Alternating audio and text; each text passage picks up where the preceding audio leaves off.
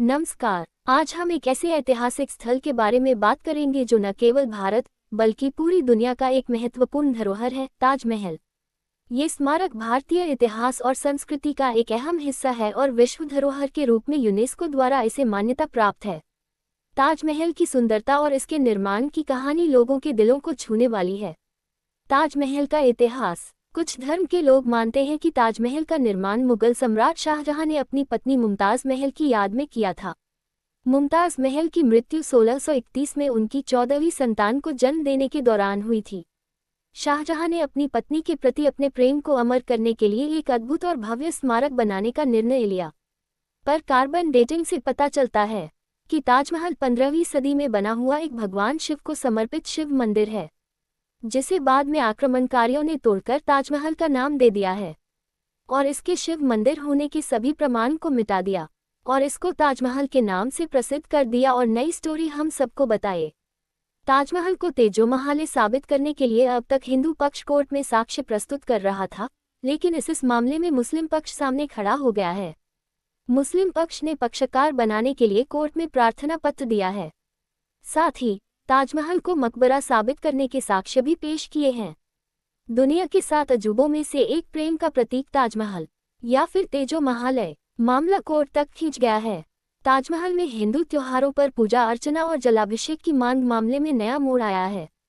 अब मुस्लिम पक्ष इस मामले में केस लड़ना चाहता है, इसलिए मुस्लिम पक्ष की ओर से पक्षकार बनाने के लिए न्यायालय में प्रार्थना पत्र प्रस्तुत किया है। साथ ही ताजमहल के मकबरा होने के साक्ष्य पेश किए हैं। सावन के महीने में ताजमहल में दुग्धाभिषेक, जलाभिषेक और पूजा अर्चना करने की मांग की गई थी। इसके लिए योगी यूथ ब्रिगेड के अजय तोमर ने अधिवक्ता शिव आधार सिंह तोमर ने कोर्ट में वाद दायर किया था।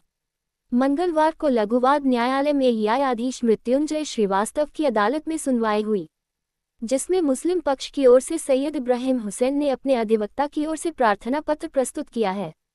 मुस्लिम पक्ष अब इस मामले में केस लड़ना चाहता है।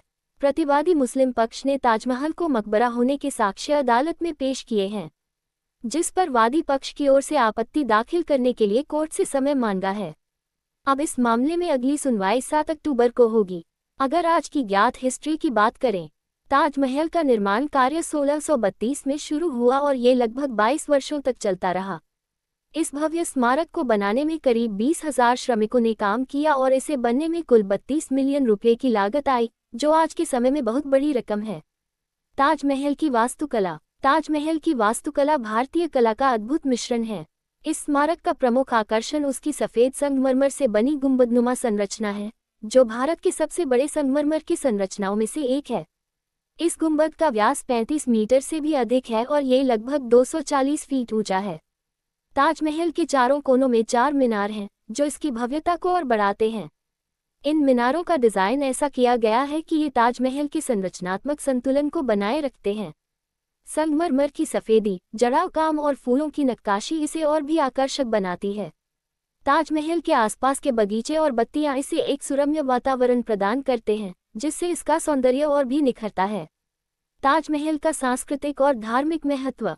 ताजमहल सिर्फ एक वास्तुकला का उदाहरण नहीं है, बल्कि यह भारतीय संस्कृति, कला और प्रेम का प्रतीक भी है। इस स्मारक के निर्माण ने भारतीय वास्तुकला को नई ऊंचाइयों तक पहुंचाया और दुनिया भर के लोगों को आकर्षित किया। ये भारतीय इतिहास की एक महत्वपूर्ण धरोहर है और हमें हमारे गौरवमय अतीत की याद दिलाता है। यहाँ आकर हर व्यक्ति को लगता है कि यह स्मारक केवल एक भवन नहीं, बल्कि एक जीवित प्रेम कहानी है। शाहजहां और मुमताज महल का प्रेम आज भी ताजमहल के रूप में जीवित है। ताजमहल और उसका प्रभाव। ताजमहल ने न केवल भारतीयों बल्कि पूरी दुनिया को एक अद्भुत कला का उदाहरण प्रस्तुत किया है। ये प्रतिवर्ष लाखों पर्यटकों को आकर्षित करता है, जो इसकी भव्यता, सौंदर्य और इतिहास को महसूस करने के लिए यहाँ आते हैं। ताजमहल पर कई फिल्में, डॉक्यूमेंट्री और किताबें बनी हैं, जो इसके ऐतिहासिक महत्व और सांस्कृतिक धरोहर को दर्शाती हैं। संरक्षण और देखभाल। ताजमहल का संरक्षण करना बहुत महत्वपूर्ण है, ताकि आने वाली पीढ़ियां भी इसके सौंदर्य और ऐतिहासिक महत्व को समझ सकें। भारतीय सरकार और विभिन्न संगठन इस स्मारक के संरक्षण के लिए कई कदम उठा रहे हैं, जैसे कि इसकी सफाई, बगीचों की देखभाल और संरचनाओं को मजबूती प्रदान करना। इसकी सफेदी को बनाए रखने के लिए कई तकनीकी उपाय किए गए हैं और प्रदूषण के कारण इसके संगमरमर पर दाग पड़ने की समस्या को दूर करने के लिए भी कई प्रयास किए जा रहे हैं। तो दोस्तों, आज की वॉक यहाँ खत्म होती है। अगर आपको यह वीडियो पसंद आया हो तो लाइक, शेयर और सब्सक्राइब करना न भूलें। कमेंट में बताएं कि आप यहाँ कब घूमने आ रहे हैं। मिलते हैं अगले सफ़र।